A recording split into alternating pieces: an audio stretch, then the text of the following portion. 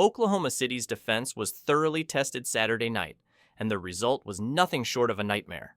The Thunder, who entered the game with a 2-1 series lead, found themselves embarrassed by a Minnesota Timberwolves team led by a fiery Anthony Edwards, whose performance was a masterclass in domination. By the end of the 48-minute affair, the Thunder had been obliterated in all facets of the game, leaving fans wondering what went wrong. While this wasn't the first time Oklahoma City had faced adversity in this postseason, it was the first time they'd been outright humbled. Previous losses had seen flashes of struggle or poor stretches, but none had felt quite as definitive.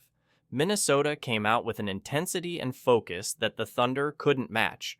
And at the center of it all, the explosive Edwards, who put on a scoring clinic that left Oklahoma City searching for answers. The Thunder came out flat from the opening tip. Their defense was lethargic, lacking the urgency needed to contain a player of Edwards' caliber. Minnesota, in turn, capitalized on every defensive breakdown. Wide-open three-pointers from Oklahoma City's role players clanged off the rim, and the team's top stars struggled to find any rhythm. Meanwhile, the Timberwolves' Terrence Shannon Jr., a rookie who had only played in 32 games during the regular season, outscored every Thunder player on the floor. But Edwards was the story. His aggressive and determined mindset from the very first possession set the tone for the night.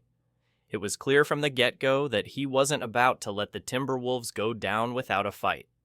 Edwards' energy was a stark contrast to the lackluster effort of the Thunder's defense. They seemed unable or unwilling to get in front of him or make him uncomfortable, and Edwards made them pay. By the time the game ended, Edwards had posted a scorching 30 points in just 29 minutes of play, shooting an efficient 12 of 17 from the field and 5 of 8 from beyond the arc. It wasn't just that he scored. He took over the game in a way that completely dismantled the Thunder. His athleticism, strength, and ability to score from anywhere on the floor were on full display, and Oklahoma City had no answer for him. In essence, Edwards turned what should have been a tight playoff battle into a one-sided affair. Despite the disastrous Game 3 performance, Oklahoma City still holds a 2-1 series lead. However, this setback is a reminder of just how quickly things can unravel in a high-stakes playoff series. One more loss, and the series could quickly swing in Minnesota's favor. For the Thunder to regain control, they need to make sure Game 4 isn't another debacle, and that starts with finding a way to slow down Edwards. "It's a 5-person job," said Alex Caruso, who is one of the premier defenders in the league.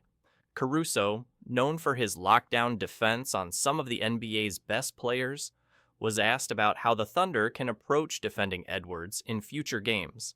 Like any all-star, all-NBA player in the league, there's not one person that's going to go out there and shut him down for the whole game. We got to make sure we're early, we're anticipatory, and we're in the spots we're supposed to be before he starts attacking, because he is a really good player, and he's strong and athletic. If he gets to his spots before we're ready, it's usually in his favor. Caruso's comments are a reality check for Oklahoma City. Edwards is a bona fide star, and like all top-tier players, he thrives on space and timing. The Thunder's defenders will need to be aggressive and disruptive, not just reactive. They cannot afford to give him room to get comfortable.